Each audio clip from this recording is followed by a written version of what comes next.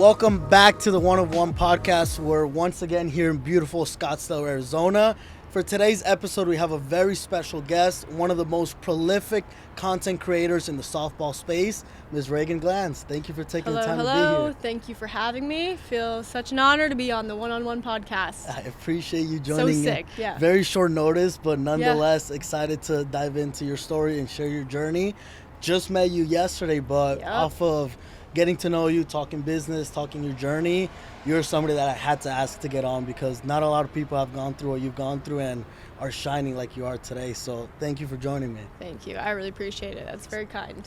So obviously here in Scottsdale for Nick Neville's mastermind and his event, I've gotten a ton of value out of this already. Obviously, you're new to the community and new to your business and you're doing really well and making a lot of impact already. How has this event been for you so far, and what have you gotten from it?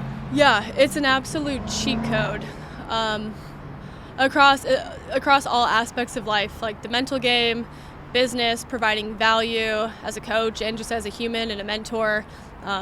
This whole experience, and we're only 2 days in. We got one more day tomorrow, which I think you'll miss, but whatever. I got here a little earlier, and I got a ton of my value up front, but the mindset, like we were talking about off camera, that's a huge shift for me. Honestly, I would love to say the extra day, but I can't wait to get out of here and just get to work.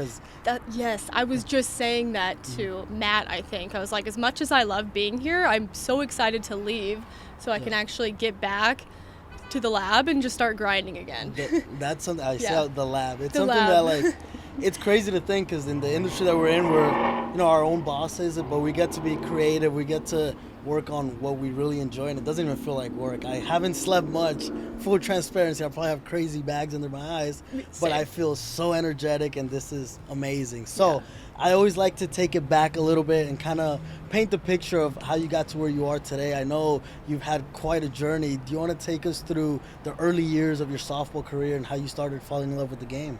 Yeah, it's been a pretty crazy journey, like most, but I come from a small town called Aberdeen, Washington. It's on the coast, and I started playing softball when I was like, t-ball rather, when I was like 5, 6, something like that. Then you get into the rec ball. I remember this had to be when I was like 7 years old. One of the head of the organizations of the rec ball came up to me and my dad and said, "You're going to be a D1 catcher." So that stuck in my brain forever, and went through. My dad put me on the best travel ball teams, like in the state, in the Pacific Northwest region, and I always had aspirations of going D1, like most of us do, right? And catching wasn't a problem, but my hitting absolutely sucked. Like a typical catcher. I was a catcher myself. I wouldn't say absolutely sucked, but it wasn't the greatest. But as a catcher, you take such pride in your defense, and that's where you bring a lot of value. But talk to me about those early years, the recruiting process and everything like that. Obviously, with big aspirations of going D1, how was the recruiting process for you in the high school years? The recruiting process is obviously a lot different than it is nowadays. Like, we were able to commit when we were out of the womb, basically. There was a lot of pressure on me because, like, my parents were spending a lot of money. A lot of my teammates, since I was on a pretty good travel ball organization, they were committing in, like, 8th grade to Power 5 schools, and I just wasn't there yet.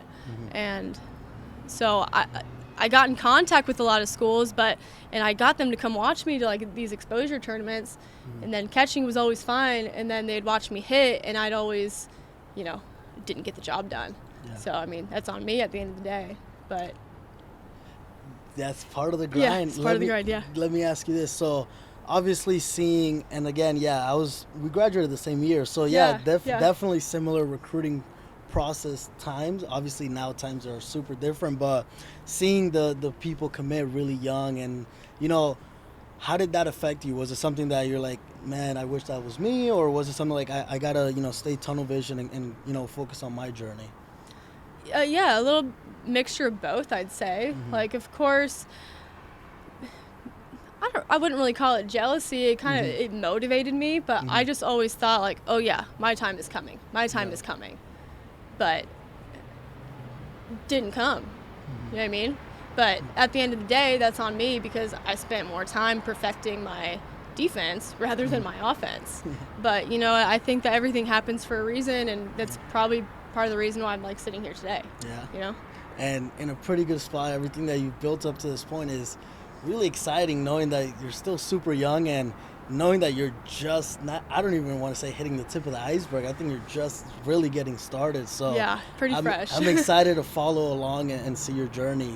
So tell me, so where did you end up going? I know you said you went pretty far away. I want to hear that story of how that came about. So straight out of high school, I committed my senior year of high school, which is pretty late back then, you know. And I went to a small school in South Carolina, D2, called Newberry College. How I heard about them first was my recruiting coach on my travel ball team reached out. She texted me. She said, "Hey, Reagan, what do you think about Newberry College?" I was like, what is that? Who? They're looking for a 2018 catcher. And I was like, okay, I'll call them.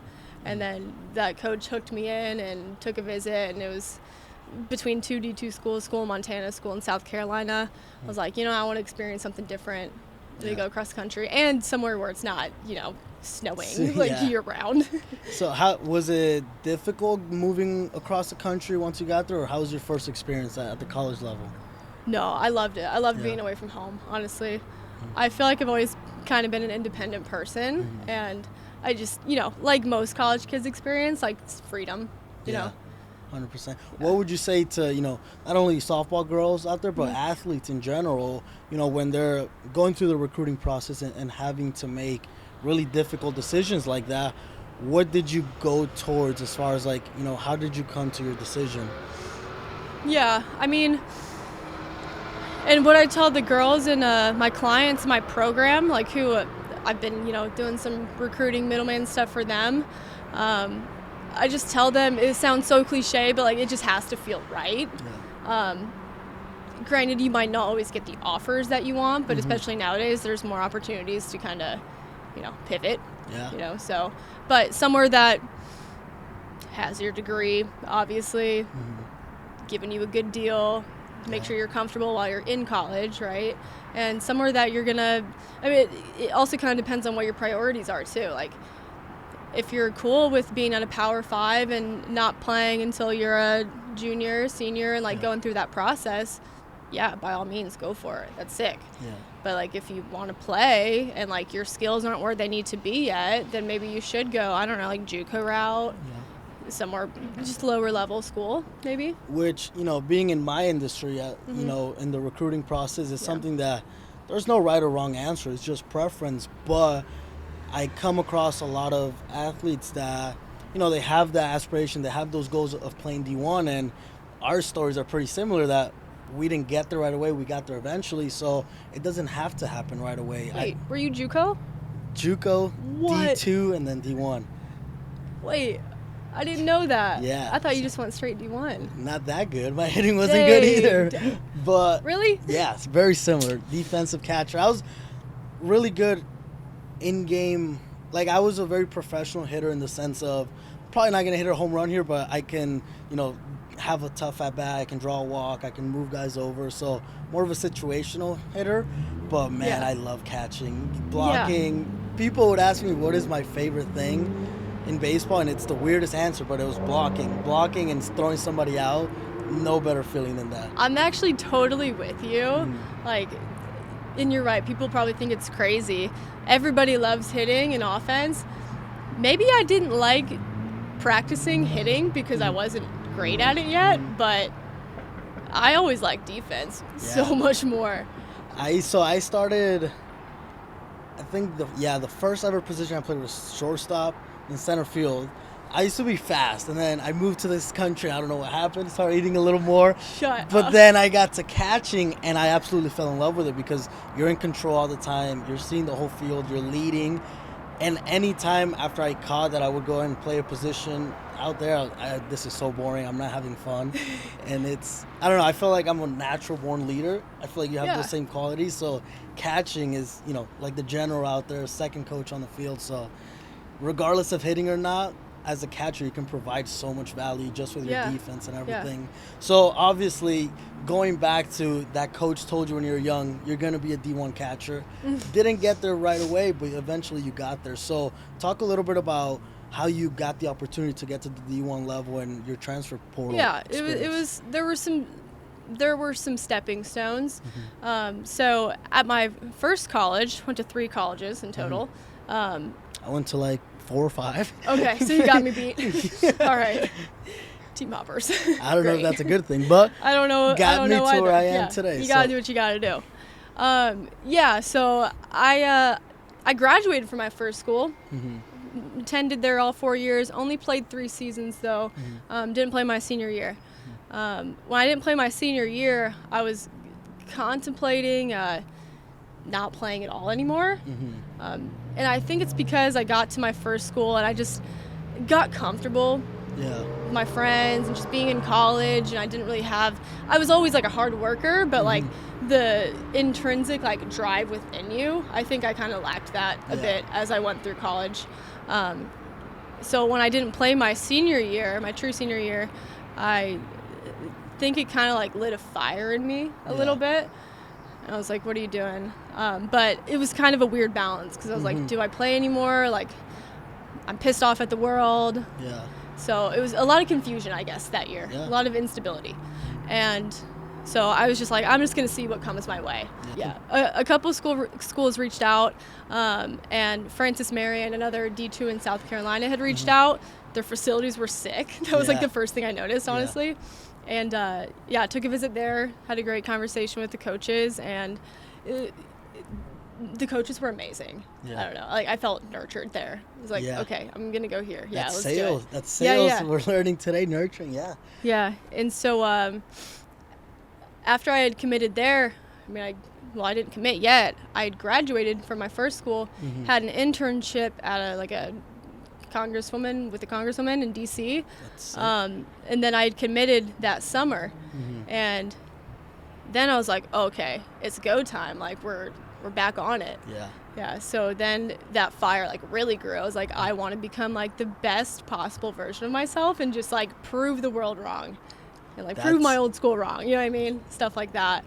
That's so sick because, first of all, I appreciate you being so candid, because that's one of the main things that I try to get out of this podcast is, as a college athlete and as an athlete in general, once you get, past high school, the social media looks cool and everyone thinks, life is perfect, but there's a lot of stuff that goes on behind the scenes where you're facing adversity, and maybe moving all the way from Washington State to South Carolina, where you met new friends, probably, new experiences, closer to the beach, probably parties, friends, that you kind of lose that same drive for the game. It's so impressive how you found it back and got to where you wanted to go at the D1 level eventually. So that's really, really cool. You get to Francis Marion, and then eventually you make that leap to the D1 level. How was that process, and where did you end up at? Yeah, so I had a great season at Francis Marion. I think it was due to like just a different environment. I was more locked in. I'd started my master's degree, so it was literally like, it was all online. So in my room, homework, practice, and that's it. Then at that point I started doing social media too, so create a video, that process, or that daily routine rather. And had a great season, and that was my best hitting year ever. Like, I think I ended like 389 batting average, which might not sound like much to most, but like for me, that's insane. That's insane. That's really good. What do you mean? And So, then catching on top of that too, that's very impressive. So like first team all-league catcher, and then at that point, I think this is the next question you're gonna ask. I ended my season there, so that was my 5th year of college. So I got COVID year back, and then going into that summer, my coach, end of year meetings, she goes, so you got a 6th year because you didn't play, you got time on your clock, whatever. And I was like, okay. She's like, are you gonna come back? I was like, yeah, 100%, absolutely. Like, I'm all in. I love it here, And during that summer, it was like June. I was watching the Women's College World Series, and I was just, I don't know, like that little kid feeling kind of came back. Like, you're excited, like you're watching all this stuff. is like inspirational almost a little bit. And I was watching all these seniors' careers ending and they're crying and stuff, getting emotional. I was like, man, like how do I want my career to end? Like, D2, which isn't bad, but like the original, goal was D1. So I'm like, I just kind of made a rash decision and called my coach. I was like, listen, like I truly meant what I said. Like I totally was planning on coming back, but like I kind of just want to do this for me. Sorry. So I just kind of threw myself out there. That's amazing, because that's something that, going all the way back, that was the original goal. That was the original, vision board, right? Yeah. And you didn't get there right away. You faced adversity, fell out of love with the game, fell back in love with the process and the grind, and then achieved that, which makes it all much more, enjoyable. That it wasn't coming out of high school, right, that you got the D1 opportunity. I feel like maybe that would make you not necessarily not as grateful, but not as driven and motivated, sometimes a feeling of entitlement. But now you truly earned it. You had to go through a lot to get to that point. So you get to the D1 level. How was that experience, knowing that you made it to where you wanted to get to? It was good. Like I had a sense of accomplishment, but it was kind of the same as the D2 level too. Like my D2 programs, like they were really good programs. You know what I mean? Like they could hang with my D1 team. Yeah. You know what I mean? So I will say the biggest difference was pitching, 100%. They were D1 pitchers are just like a different breed. Quality. But I'd say the biggest difference that I appreciated going from D2 to D1 was the environment and the focus level of the girls on the team. Yeah. Like everybody was there because they were there for softball, and majority only softball. Yeah. I mean, they had a different mindset. Yeah. I can attest to that perfectly because, like I told you, so JUCO, then Division II, and then as a grad student, I got my opportunity to go to High Point and play Division I, and it was, again, a lot of really good talent there. But, the difference in levels, I think that the best players at each level can play anywhere. It's just the bottom that raises, right? The worst player on the team is much better at the D1 than D2. Yeah, absolutely. Granted, depending on the program. Right now, there's programs in the country that are D2s that are powerhouses. With that said, though, that's something I noticed right away. The focus, the quality of attention to detail, and that was really cool to see. Everyone was there with a purpose. Now, you mentioned when you were at Francis Marion, you started the posting content. How did that start about, and why did you start posting content? I started posting content because, there was no catching content out there, on the female side at least, right? And so going back, like I come from a small town called Aberdeen. It's on the coast of Washington.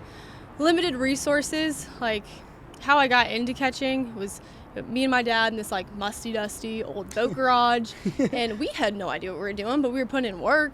Yeah. Was that work right? Evidently a little bit, but he like every day we'd go after school, and eventually he came across a person named Jen Stroh, which I don't know who. Yeah, she's like the face of Easton. She kind of like runs catching a little bit. But you're coming after her now. Safe to I'm say. on her tail. Good. But okay, so that motivated you. So my dad came across her stuff on YouTube, and that's kind of where the idea sparked a little bit. When I first started my content, I thought back to like when I was younger and how I started. Backtrack. I first started as a workout page just because I was like so deep in that grind of like my 5th year and like becoming the best version of myself. But then I realized, I don't really know much about like the scientific backings of working out. So then I shifted to catching. But my reason behind that, catching, was like when I was younger, I was kind of like insecure in my ability, even though everybody around me was like boosting me up. Like I didn't intrinsically believe in myself. And I was super shy, like didn't speak a peep. Coaches had to tell me to speak on the field, which, catchers are leaders, so like that shouldn't be an issue. So I was thinking like, well, might as well create like a shortcut for younger catchers to learn, That's something that's so amazing, because a lot of times, that's something that, we wish we had while growing up. And, just taking that leap of faith and action. And now you may have not seen the big picture right away. You may have just started with one post and then another one. But now look back at it, everything you've done, how much of an impact you've made across lives all over the country, all over the world. And that's really inspiring. So kudos to you on that. I know, it's kind of insane. Almost like unbelievable. It is. And again, more unbelievable that it truly is just you like hitting the tip of the iceberg. So fast track a couple years now, your content has continued to get out there. What is the main focus of your content now? Obviously, looking through your page, it's a lot of value that you're putting out there for your viewers. So what do you hope girls get out of it?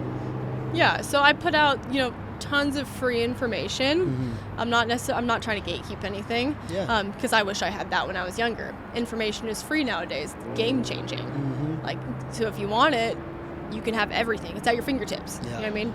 It's crazy. That's something I wish I had when I was younger, just a bunch of free information. Had a little bit of that with Jen Schro growing up and like discovering her, but on like women's softball and like the women's catching side, absolutely nothing. So I was like, okay, I'll be that. I can do it. Yeah, like we can do anything. Yeah, that's taking action. That's really sick. So fast track now, you've built an amazing following of girls that believe in you and go to you for guidance in their journey. So now that you've built a business to help girls, I want to hear you talk a little bit more about what exactly it is that you're doing. I know you just recently launched, and I want to hear about what your goal is with that, because that's really amazing. 100%. There's not a lot of value out there for softball girls. Everyone focused on the baseball industry, so you're like a pioneer in the industry. Thank you. Yeah, I love my content, but I'm just super excited about my business and the future of it. I started my content when I was in college, so I didn't have too much time, so I just posted videos. And after college, like I graduated with my master's in business.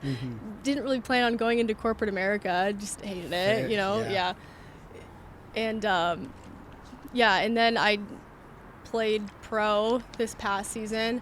Then after that was over, I was like, okay, well, what am I going to do now? Like, I have a degree, very good degree, but I don't really want to use it. It's like, why don't I do exactly what I'm doing on social media? And it just comes down to like so many girls like text me and so many parents like DM me and whatever, they reach out to me like wanting like lessons and like wanting training, like mentorship. I was like, okay, I have so much time to finally give that.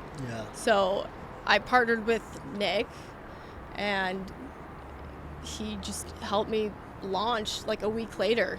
And it's amazing. Like I feel like when I'm talking with these girls, like I'm talking to like my younger self. And that's why I tell them, I say like, why you should like join my program is because, like looking back at it, what if 8-year-old Reagan, who was like shy and didn't have a confident bone in her body, but was like so good at catching, had 24-year-old Reagan, who's been through all of this, like by her side. That's an absolute cheat code. Exactly. So I essentially just like want to hold these girls' hands through the process. That's really cool, because that's exactly how I built my business. I love catching, but I never saw myself coaching or anything like that. Just, my preference, what I was really good at.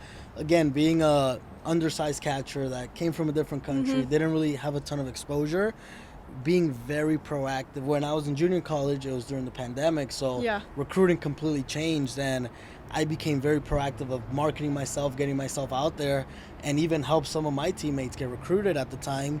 And now I'm like, well, that's what I'm really, really good at. Why not help others that are going through that same process? And it's such a surreal feeling. You saw the presentation a year later. Yeah, it was very inspiring, actually. I appreciate you. But being able to make a positive impact on people that you resonate with, whose shoes you were in, it's so fulfilling. So what can the girls expect inside the program, and most importantly, where can they find you?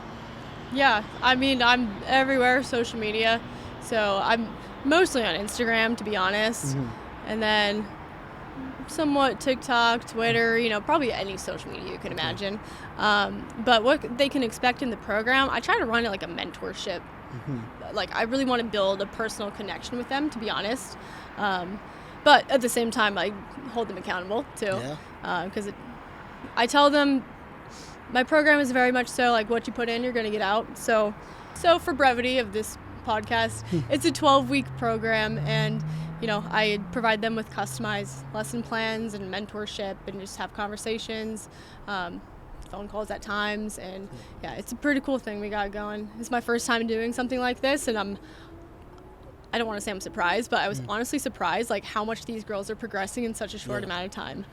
Like it's actually like very it's like a proud feeling almost. Of course, almost. It definitely should be. And not just, they have access to, again, when going back to when you were growing up in Washington, you probably didn't have access to, the greatest trainers, and you were limited to whoever was in your area.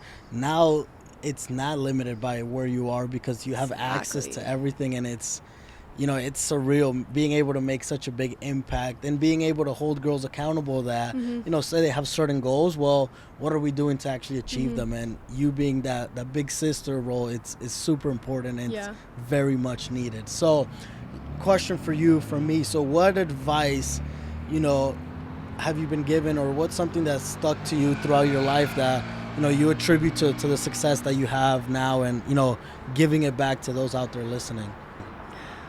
I would say, and I'm kind of thinking about myself right now when I was younger,